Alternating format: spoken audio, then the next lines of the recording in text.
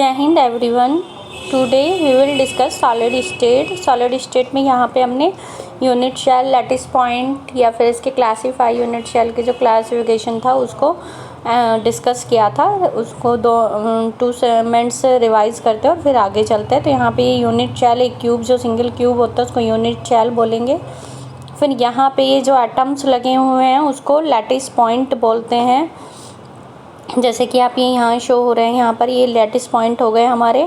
और ये एक क्यूब जो हमारी है ये इसको एक हम क्या बोलेंगे, यूनिट शेल। और इससे कंप्लीट जो ये सिस्टम बना है इसको हम क्या बोलते हैं, लैटिस या फिर क्रिस्टल लैटिस। फिर ऐसे ही सेम ये इसकी डेफिनेशन आ जाती है जो हम कर चुके हैं।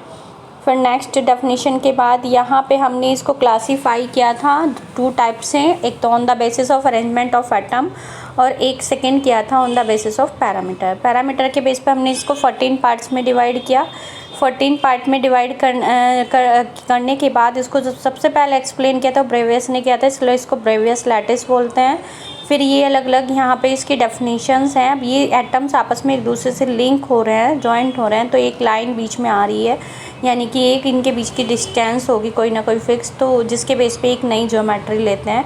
तो इस बेस पे हम क्या कहेंगे कि हमारे जो पैरामीटर्स होते हैं वो 6 होंगे। ABC एड्स या डिस्टेंस बोलेंगे। और जो अल्फ़ा बीटा गामा है वो हमारी यहाँ पे क्या हो जाएंगी, इनके बीच के एंगल। ये यहाँ पे क्यूब की शेप दिखाई हुई है जो कि क्या है, बॉडी सेंटर्ड है। बॉडी सेंटर्ड आप मैं क्यों बोल रही हूँ, क्योंकि on the basis of atoms arrangement हम इसको क्लासीफाई करते हैं 4 पार्ट में। पहले स्टार्टिंग में 2 पार्ट्स में डिवाइड करेंगे, प्रीमिटिव या सिंपल, और सेकेंड होता है हमारा centered cubic unit cell. Primitive वो होता है जिसमें प्रीमिटिव यानी कि सिंपल, यानी कि जिसमें सिर्फ और सिर्फ एटम्स कॉर्नर पर प्रेजेंट हो। बट जो सेंटर्ड होता है उसमें कॉर्नर्स के साथ साथ एटम्स कहीं और किसी और स्पेस पे भी प्रेजेंट होते हैं, जिसके बेस पे हम सेंटर्ड को 3 पार्ट में डिवाइड करते हैं। तो ये बॉडी सेंटर्ड क्यों है, क्योंकि इसमें कॉर्नर्स पे तो ये एटम्स प्रेजेंट हैं ही, ये 8 एटम्स जो आपको दिखाई दे रहे हैं, ये वाले 8। इसके साथ साथ सॉरी, इसके साथ साथ ये बीच में एक, ये जो बीच में दिखाई दे रहा है बॉडी में, बीच में अंदर डाला हुआ है, तो बॉडी में भी प्रेजेंट है। तो कॉर्नर प्लस बॉडी, तो इसलिए इसको बॉडी सेंटर्ड बोल दिया है। फिर ये पैरामीटर्स आपको इस डायग्राम में शो हुए थे कि यहाँ पर ये हमारी एक एक्सिस ये होगी, एक एक्सिस ये होगी, एक एक्सिस ये हो गई। यहाँ पर इस एक्सिस के बीच की एड्स या लेंथ को ए माना तो इसके सामने का एंगल अल्फ़ा, इसको बी माना तो इसके सामने का एंगल बीटा, और इसको एड्स को सी माना तो इसके जो सामने का फ्रंट का जो एंगल है वो गामा होगा। फिर यहाँ पर ये पैरामीटर्स आपको शो हो रहे हैं कि पैरामीटर्स कौन कौन से होते हैं, अल्फ़ा बीटा गामा ABC 6 हैं। यहाँ पर ये डायग्राम दोबारा एक्सप्लेन किया हुआ है। फिर on the basis of atoms arrangement हमने प्रीमिटिव और सेंटर्ड यूनिट शेल 2 पार्ट में डिवाइड कर दिया। सेंटर्ड प्रीमिटिव में भी आपको बताया सिर्फ कॉर्नर पे होंगे, लेकिन सेंटर्ड में कॉर्नर प्लस अदर किसी फेस पर भी होंगे। तो इस पेज पे हमने सेंटर्ड को फिर से फर्दर डिवाइड किया 3 पार्ट्स में, बॉडी, फेस एंड सेंटर्ड में। फिर नेक्स्ट बॉडी सेंटर्ड आ जाता है। तो बॉडी सेंटर्ड में यहाँ पर बॉडी सेंटर्ड में एटम्स पे कॉर्नर्स पे तो प्रेजेंट होंगे, यहाँ पे बॉडी में प्रेजेंट है तो इसको बॉडी सेंटर्ड बोलेंगे। फिर यहाँ पर फेस सेंटर्ड आ जाता है। फेस में यहाँ पे 8 कॉर्नर पर प्रेजेंट है, प्लस 6 फेज होती हैं, अप डाउन, अप और डाउन मान लीजिए। फिर उसके बाद इधर लेफ़्ट और राइट मान लीजिए, जैसे कि आप क्यूब की 6 फेसेस कहते हैं। तो इस बेस पे हमने एक फेस पे बॉल रखी हुई दिखाई दी है, तो ये ऐसी एक की वजह से 6 फेसेस पे रखी होती है बॉल या एटम्स। तो कॉर्नर्स प्लस फेस पे प्रेजेंट होगा तो उसको फेसेस यानी कि क्या कहेंगे, फेस सेंटर्ड। ऐसे ही फेस को हटा के अगर अब हम अपना एटम्स कॉर्नर के साथ साथ एंड पे प्रेजेंट हो, एटम एंड पर रखें तो उसको एंड सेंटर्ड कहेंगे। अब एंड का मतलब क्या है, एंड में कोई भी 2 अपोजिट फेज ली जाती है, तो अप एंड डाउन लो या लेफ़्ट एंड राइट लो या फ्रंट और बैक लो, यानी कि कोई भी 6 फेज में से कोई भी 2 फेज ऐसी लेनी होती है जो एक दूसरे की अपोजिट हों। तो अगर कॉर्नर प्लस 2 अपोजिट फेजेस पे एटम्स रखे हों तो हम उसको एंड सेंटर्ड कहते हैं। ऐसे ये जैसे ये अपोजिट फेजेस पे दिखाई हुआ है, एक फेज ये हो गई, एक फेजेस पीछे की साइड बैक साइड, ये फ्रंट साइड की हो गई, ये बैक साइड की हो गई। अब नेक्स्ट आ जाता है क्लासिफिकेशन। ये क्लासिफिकेशन है on the basis of parameters. Parameter के बेस पर हम इसको 7 पार्ट्स में डिवाइड करते हैं 7 में आपको शॉर्ट ट्रिक बताई थी CTOHRMT। इसका एक कंप्लीट चार्ट मैंने आपको ये एक्सप्लेन किया था, जिसमें क्यूबिक था और एक ये ट्राइक्लिनिक था।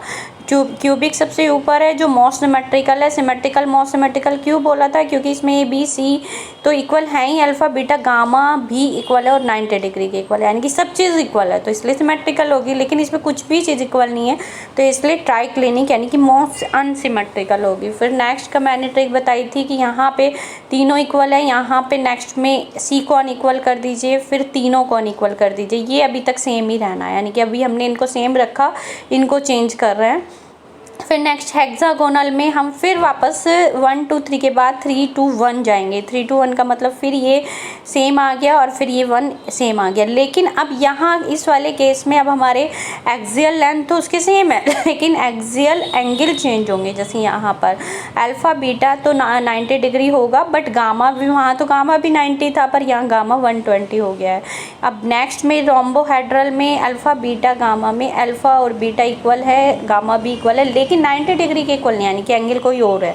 अब मोनोक्लिनिक लास्ट बचा, तो ये ट्राइक्लिनिक के इक्वल ही होता है, यानी कि ए बी सी यहाँ भी इक्वल नहीं थे, यहाँ भी इक्वल नहीं है। बस एक छोटा सा डिफरेंस यहाँ फिर क्या आ जाता है कि अल्फ़ा बीटा गामा यहाँ तो कुछ भी इक्वल नहीं थे, 90 डिग्री थे, लेकिन यहाँ पर अल्फ़ा और गामा तो 90 डिग्री का होगा, लेकिन बीटा 90 डिग्री के इक्वल नहीं होगा। तो इस तरह से मैंने इसकी शॉर्ट ट्रिक बताई थी। अब इसको यहाँ पे डायग्राम से भी शो किया हुआ है, जैसे कि सबसे पहले क्यूबिक है। अब देखो एक मेन बात और सोचिए, मैंने कहा कि इसको ब्रेवियस ने 14 टाइप में डिवाइड किया। 14 में क्यों किया? क्योंकि अगर हम दोनों क्लासिफिकेशन को ऐड करें तो सेंटर्ड और प्रिमिटिव, यानी कि अकॉर्डिंग टू एटम अरेंजमेंट तो हमारा होता है 4 टाइप्स, और अकॉर्डिंग टू पैरामीटर्स हमारे होते हैं 7। तो 7 और 4 11 होने चाहिए थे, लेकिन होते 14 हैं। अब 14 क्यों होते हैं? क्योंकि सुनो, यहाँ पे क्यूबिक यूनिट शेल जो हमारी है वो according to parameter cubic unit cell है फर्स्ट नंबर पे। तो क्यूबिक यूनिट शेल वो प्रिमिटिव भी हो सकती है, क्योंकि उसमें एटम का अरेंजमेंट ऐसा भी हो सकता है सिर्फ कॉर्नर पे हो, उसमें एटम का अरेंजमेंट ऐसा भी हो सकता है कि कॉर्नर के साथ साथ बॉडी में हो, या उसमें एटम का अरेंजमेंट को कॉर्नर के साथ साथ फेस पे हो, या एटम का अरेंजमेंट कॉर्नर के साथ साथ उसमें एंड में हो, है ना। तो कुछ कोई भी कंडीशन हो सकती है, यानी कि जो क्यूबिक है, यानी कि ये 7 जो हैं हमारी अकॉर्डिंग टू पैरामीटर, इन 7 में फिर 4 कंडीशंस आ सकती हैं, यानी कि 4 क्यूबिक फिर 4 टाइप्स का होता, primitive, face centred, and centred and और नेक्स्ट कौन सा बचा? Body centred. ऐसे टेट्रागोनल भी। लेकिन अगर हम ऐसे हर एक को 4 टाइप में के होते तो हमारे हो जाते 7 × 4, है ना, यानी कि 7 × 4 8 टाइप के हो जाते। लेकिन वो हमारे थियोरेटिकल, एक्सपेरिमेंटली जब इनको फाइंड आउट किया, देखा गया, सर्च किया गया, तो देखा गया कि टोटल 28 नहीं होते, 14 होते हैं। इसका मतलब कुछ जैसे क्यूबिक है तो उसकी कुछ फिक्स शेप होंगी, टेट्रागोनल है तो उसकी फिक्स शेप होंगी। तो ऐसे ही यहाँ पे उसी को एक्सप्लेन किया गया है कि क्यूबिक अगर यूनिट शेल है तो फेस सेंटर्ड होगी, या बॉडी सेंटर्ड होगी, या फिर प्रिमिटिव होगी, या फिर 4 टाइप्स की ही होगी। तो उसको एक्सप्लेन करने किया हुआ है और 14 टाइप्स बताए हुए हैं कि कैसे कैसे 14 टाइप्स होते हैं। तो सबसे पहले हमारा क्यूबिक है। क्यूबिक में मैंने आपको बताया अभी A = B = C, अब अल्फ़ा = बीटा = गामा के इक्वल है और 90 डिग्री के इक्वल भी है। फिर नेक्स्ट जो मैंने एक्सप्लेन, अब नेक्स्ट बात आपको जो मेन देखनी है वो देखनी है कि जो क्यूबिक यूनिट शेल होती है वो हमारी 3 टाइप्स की होती है। एक तो वो प्रिमिटिव होती है, यानी कि क्यूबिक खुद में अकॉर्डिंग टू पैरामीटर जो क्यूबिक है वो फिर से फर्दर डिवाइड होएगी 3 पार्ट में। एक तो प्रिमिटिव, यानी कि सिंपल, जिसमें सिर्फ कॉर्नर पे हो, जो आप डायग्राम में शो हो रहा है कि एटम सिर्फ कॉर्नर पर प्रेजेंट है। फर्स्ट तो ये हो गई, ये 8 कॉर्नर पर प्रेजेंट है, तो ये तो प्रिमिटिव होगी। फिर सेकंड होती है बॉडी सेंटर्ड, जिसमें कॉर्नर के साथ साथ अंदर बॉडी के अंदर प्रेजेंट हो। फिर थर्ड होती है फेस सेंटर्ड, यानी कि जिसमें हमारी जो एटम्स हैं वो कॉर्नर के साथ साथ फेस पे भी प्रेजेंट हो। इसका मतलब क्या हो गया कि क्यूबिक जो यूनिट शेल है वो 3 टाइप्स की होती है। फिर फर्दर डिवाइड कर दिया आपने किस में, तो इसको 3 टाइप्स में हो गया। तो 3 टाइप्स में कौन कौन से? Primitive, and centred, sorry and centred नहीं, body centred and face centred. फिर नेक्स्ट पे आ जाते हैं, ये फेस सेंटर्ड का ही डायग्राम दूसरी तरह से दिखाया हुआ है। फिर नेक्स्ट आ जाते हैं हम अपने टेट्रागोनल, है ना, CTO ट्रिक थी ना, T यानी कि टेट्रागोनल पे। टेट्रागोनल का ये था, है ना, A equal to B not equal to C alpha beta gamma equal to 90। अब ये देखो कितने टाइप्स के होते हैं, ये प्रिमिटिव है यानी कि कॉर्नर्स पर प्रेजेंट है, लेकिन देखो इसमें 90 डिग्री का एंगल नहीं है ना। अभी यहाँ पे आप चेक कर रहे हैं ये 90 डिग्री का एंगल है, लेकिन ए बी तो इक्वल है लेकिन सी इक्वल नहीं है। तो देखो शेप चेंज हो गई ना यहाँ पर, वहाँ पर शेप, यहाँ की शेप और यहाँ की शेप में कंपैरिजन करो, यहाँ पे ए बी सी सब इक्वल है, लेकिन यहाँ पर ए बी और सी सब इक्वल नहीं है।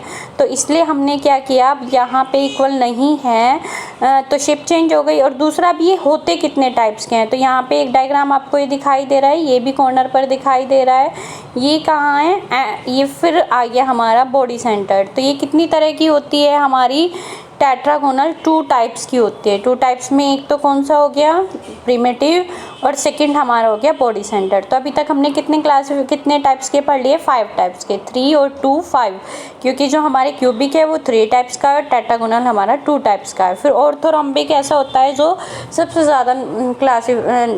ज़्यादा पार्ट में मिलता है, 4 टाइप्स का होता है। देखो ये यहाँ पर ऑर्थोरोम्बिक में फिर चेक करो, कोई भी इक्वल नहीं है, ना तो ए इक्वल है, ना बी इक्वल है, ना ही सी इक्वल है। देखो अब इसमें डायग्राम और ज़्यादा चेंज हो गया। अब यहाँ पे ऑर्थोरोम्बिक सबसे पहला प्रिमिटिव हो गया, फिर second and centred body centred हो गया, फिर नेक्स्ट फेस सेंटर्ड हो गया, और फिर यहाँ पे एंड सेंटर्ड हो गया। यानी कि ऑर्थोरोम्बिक को 4 पार्ट्स में डिवाइड किया हुआ है, primitive, face, and body centred में। तो 5 हो गए थे और 4 ये हो गए, 5 और 4 9 टाइप्स के हम कर चुके। अब हेक्सागोनल आ जाता है। हेक्सागोनल में ये था इसका, तो हेक्सागोनल में देखो स्ट्रक्चर फिर बिल्कुल चेंज हो गई, क्योंकि हेक्सागोनल है ना। इसमें एंगल हमारे क्या है, ए और बी तो इक्वल है, सी इक्वल नहीं है, लेकिन एंगल कुछ 90 डिग्री के हैं, कुछ 120 के भी हैं। तो अब हेक्सागोनल में सबसे पहला ये प्रिमिटिव हो गया, यानी कि कॉर्नर्स पर हैं सिर्फ, है ना। फिर ये हेक्सागोनल सिर्फ 1 ही टाइप का होगा, सिर्फ और सिर्फ कैसा, प्रिमिटिव। कितने हो गए भाई हमारे, वहाँ पर थे 5 और 4 9 और 1 10 हो गए, 10 हम कर चुके। अब हमें 14 यानी कि 4 और देखना है। रोम्बोहेड्रल की स्ट्रक्चर ये दिखाई हुई है। रोम्बोहेड्रल को डिवाइड किया हुआ है फर्स्ट प्रिमिटिव में, यानी कि ये भी 1 ही टाइप का हो गया। फिर मोनोक्लिक में चेक करते हैं यहाँ पर। मोनोक्लिनिक सबसे पहला ये हमारा मोनोक्लिनिक को डिवाइड किया हमने, कौन सा है, फिर ये हमारा हो गया भाई फेस सेंटर्ड। फिर फेस सेंटर्ड के बाद ये हमारा हो गया एंड सेंटर्ड, यानी कि कितने टाइप्स के हो गए, 2 टाइप्स के हो गए। फिर नेक्स्ट आ जाता है हमारा ट्राइक्लिनिक भी 2 टाइप्स का ही होगा। ये हमारे कॉर्नर्स प्रिमिटिव हो गए, एक डायग्राम इसमें मिस हुआ है, और फिर उसके बाद यहाँ पे मैंने इसको कंप्लीट डायग्राम को शो भी किया हुआ है कि कौन से कितने टाइप्स के होते हैं।